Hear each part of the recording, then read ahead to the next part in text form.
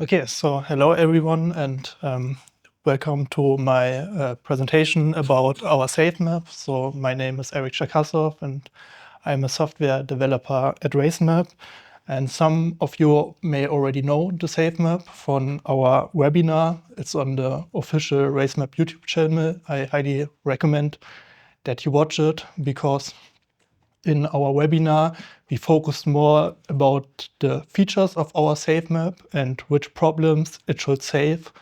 In this workshop, it should go more about the practical usage and the settings and configuration steps you should take to work effectively with our Safemap.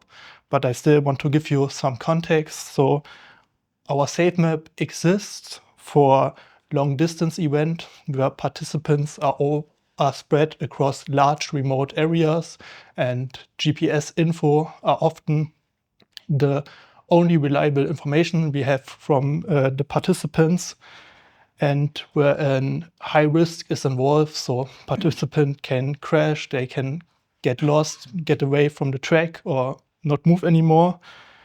And this is where our Safemap brings the value that it made it possible to track alerts, to see risk directly, and also track decisions made regarding these kind of alerts.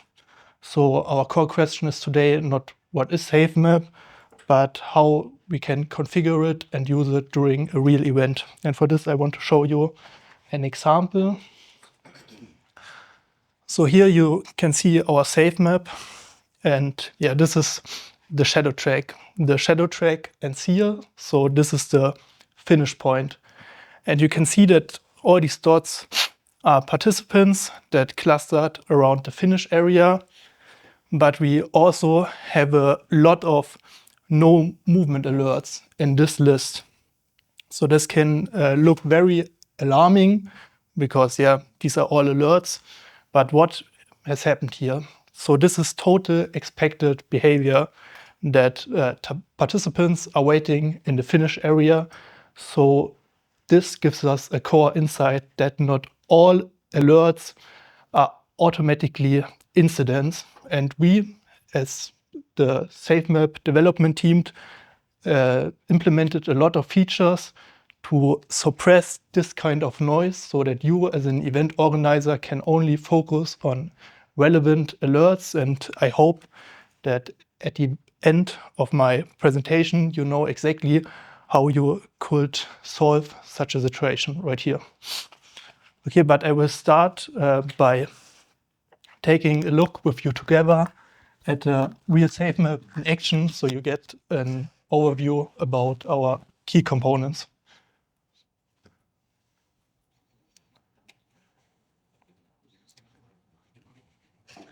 Okay, so this is how your Safemap should normally feel. This is a good configured Safemap. I also will show an example where the Safemap is configured badly. So yeah, try to keep this in mind. So in the top left, we have the event information. We see the name, the start and end time, and also the total distance.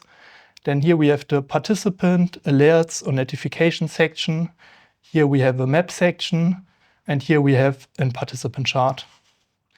Let's get into more details regarding the participant list. So here you have the ability to filter for certain participants or search for them.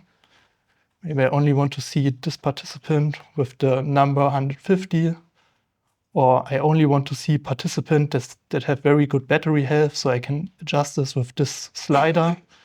And yeah, I also can sort them. Maybe I want to see participants on top of the list with a very recent location. And yes, you can see these all have a very recent location. And yeah. Okay, and now I want to go into more details regarding the participant information. So you see every participant has a name, a connected device, and the last location. You have the ability to copy these last location if you want to share it or see it directly on Google Maps. You also see the covered distance, the battery health, and yeah, if the tracker is online or offline. Here you also see that this participant right here has an unresolved alert. What this means I will get into more details later, but if you have such an unresolved alert, it makes sense to check the participant chart. And yeah, here you can see the occurred alert directly on the map and in the chart. So you see in our participant chart all alerts over time, and you also have certain key metrics. For example, the distance to the track, the speed, and yeah, new since the webinar, we also have an elevation data, which gives more context to movement. And yeah, when we hover now over this chart, we see that it's directly connected to the map. So we can see on the map where the crash alert occurred. And yeah, we have on this map also additional information. So you see all these dots, these are other participants. And yeah, when we zoom in, you also see a blue line right here. This is the shadow track, so the path the participants should follow along. And then you also have these red dots. This is the coordinate trail of the current selected participant. Now we take a look at the alert section. So here you can see all alerts that occurred. Here you also have the ability to filter them, and each alert has also additional information. So we see exactly where an alert occurred when we click it. We can also see the participant that is connected to this alert. And each alert has also a state. So this alert right here has now the open state. This is when a new alert triggered. And now we come to one of our key features you definitely should keep in mind if you want to use the Safemap efficiently, is that our alerts follow a clear life cycle. So you, as a member of the safety team, have the ability to assign this alert to yourself or another team member so that he should take care of it. So this is why it's possible to work in shifts and no information will get lost. If you found a solution for an alert, maybe you called the participant or it was a false alert, you can set it to resolved.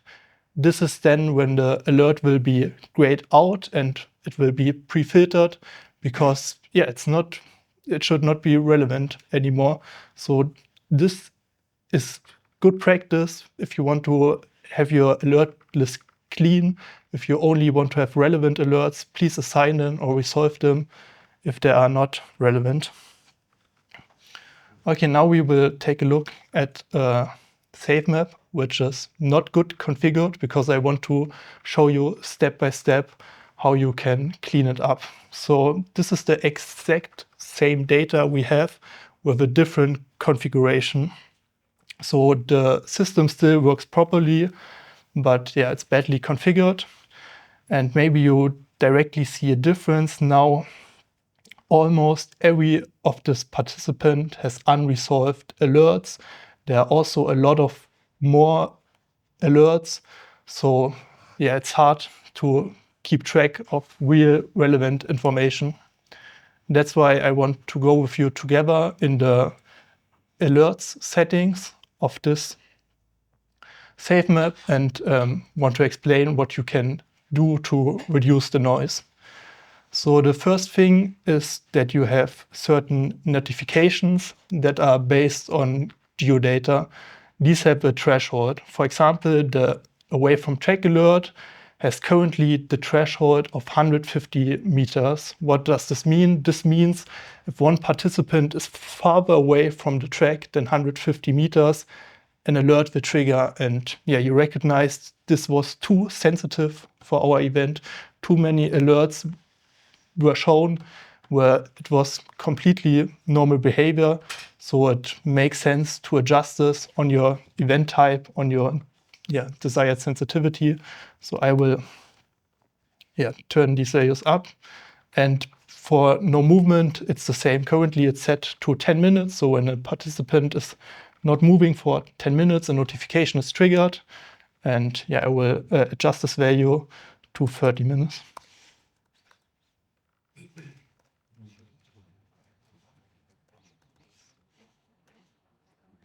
Okay, now we take a second look at our Safemap with our new configuration.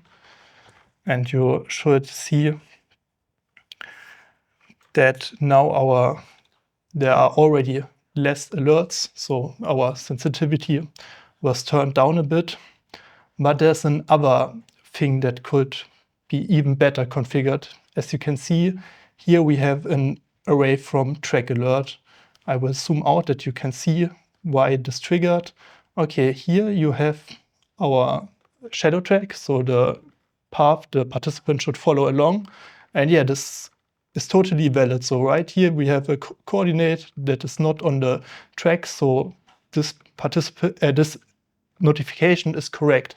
But maybe you can also see that after this, the participant is back on track again. So this notification should not be relevant anymore. It should not be shown in our list because he's back on track. It's expected behavior. That's why we have a feature which we call auto-resolve. And when I turn these on, all past notifications that are not relevant anymore will be set resolved. And when I now load our Safemap again, you can see that here we don't have any alert more. It's grayed out. So, and now we only see notifications that are relevant for our event. Okay, now we take a look at the last thing. I want that you remember the slide I showed you where we had the finish area and all the no movement alerts, because there are certain positions on the track where it's totally normal that participants are not moving or that other alerts should be suppressed. We implemented protected zones, and these are automatically set at the start and finish area. And here we can suppress certain alerts to also reduce noise. For example, in the start area, I don't want that no movement should trigger.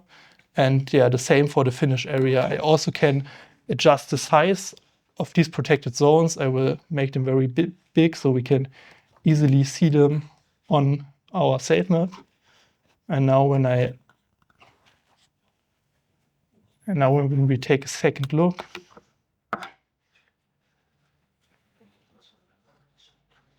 and zoom out a bit. Okay, it's a very long track here.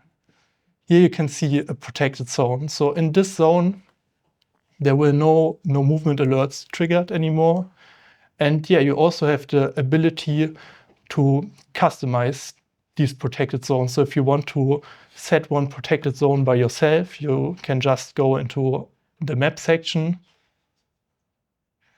and at a point of interest, for example.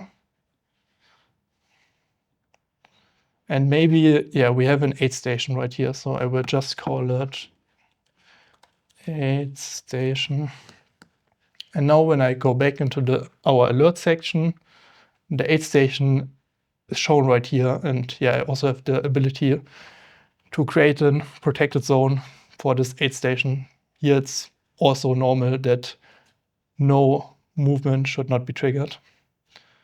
Okay, so I hope I could show you with this how easy and important it is that you configure your Safemap well and how big of an impact this can make. And it's the same data, but suddenly it's manageable. So we are not hiding problems, we are just removing false urgency here. And so now there's only one missing piece left. This is the tracker configuration. So for our Safemap, we recommend using the GA300 series because with this kind of tracker, you get the full alert functionality. This means that reports such as SOS or crash can only be detected by these kind of devices. And yeah, I want to show you how you can prepare a tracker good if you want to use it in a Safemap. So for this, I created a demo. Yeah, I only added a name and a location and a simple track. So Tanvi already showed you how you can do it. It's just a thing. It only takes a few minutes, but I still need to add participants. So I will add one participant. I will give him a start number. And now I will connect this participant to this tracker right here.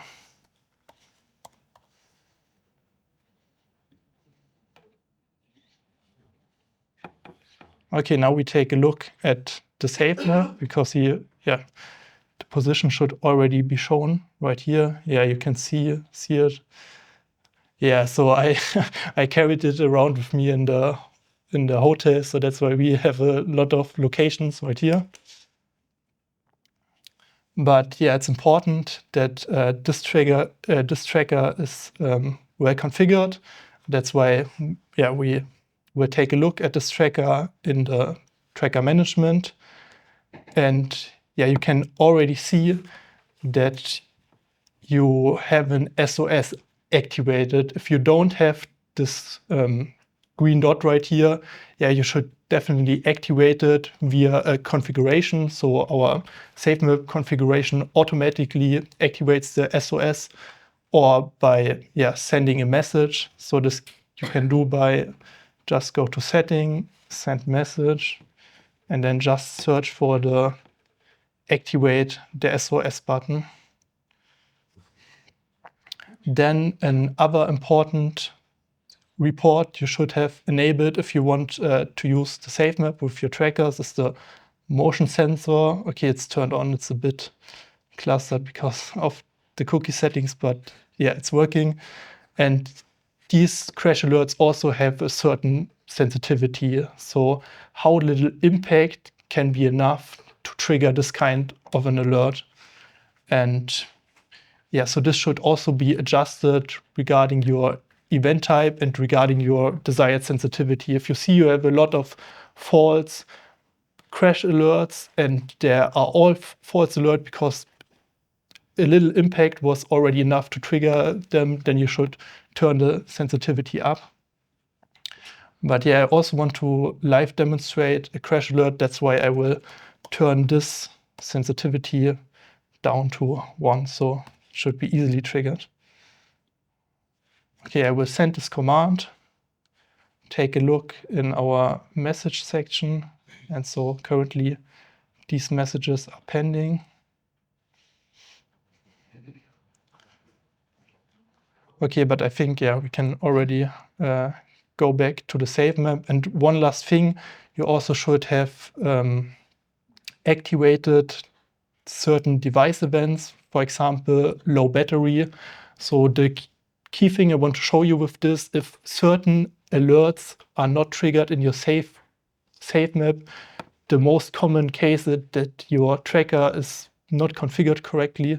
So yeah, definitely check this out before using our Safemap.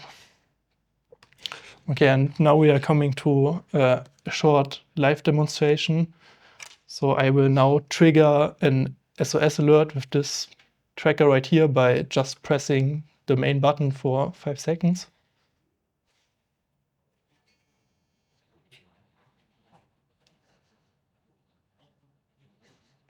And yeah, as you can see, we have an incoming alert. Maybe one interesting thing, because I couldn't show you this in the demo, here you now have also the ability to set an alert in progress. So now it's assigned to me or resolve it. So it will disappear from the alerts list. And now we take a look at the crash detection works. So I will just drop it.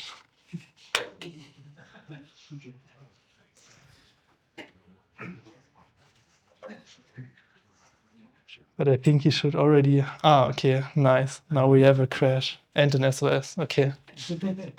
There's a delay in the crash alert. It can be revoked by pressing the SOS button. So if participant is triggering the crash alert unintentional, there's still a 10-second or 5-second delay to revoke it to the device. If the revoke does not happen, then it is sent to the system.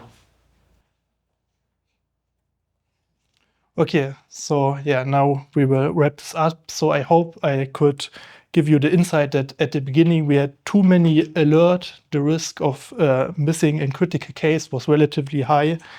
And yeah, at the end, I showed you 3 effective ways how you could reduce the noise by applying filters, using protected zones, and also prepare our system properly by the right tracker configuration.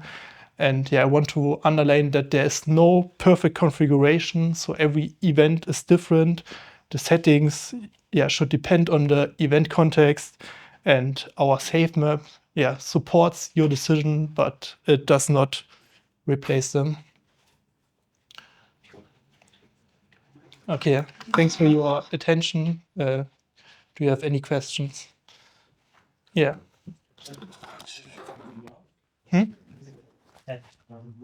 Yeah, it works, so you can. Yeah, it works. Shall I ask again? Okay. Does it work with the app as well? Yeah, you can use our app for location, but then the only kind of alerts you get are geo-based notifications like away from track or no movement. But we designed our Safemap with the GL300 tracker in mind because with this tracker you get the full potential out of the Safemap. So we recommend using a GL300. Are there any other questions?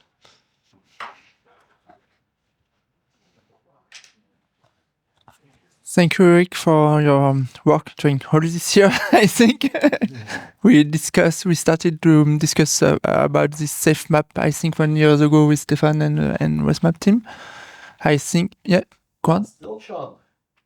Maybe. When we discussed the first approach, the monitor, we had, let's say, such a design with a map showing and highlighting alerts correct. in an interactive map already in the discussion with Thomas now. Yeah, sure. And thanks to your and let's say Stefan's motivation,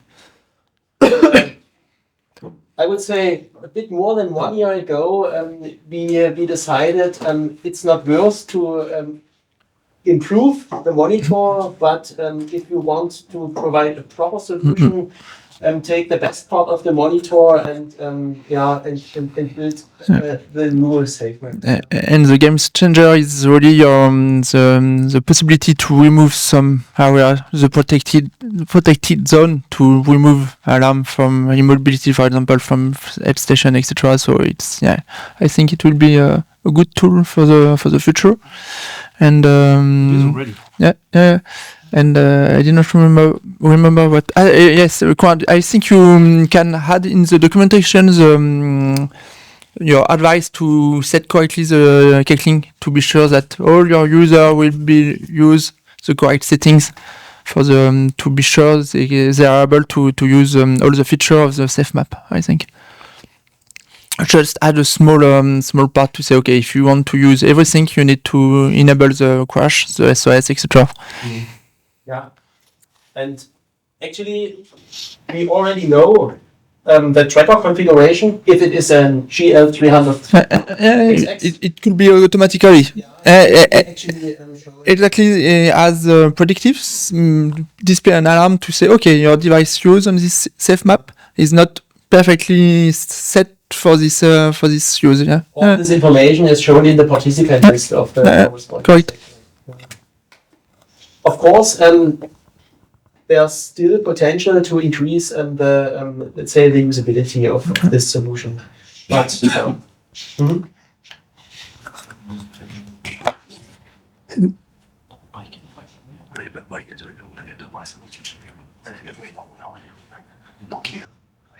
Okay, so if there Thank you very much. yeah, thanks. Yeah. If there Thanks, are Erik. questions anyway.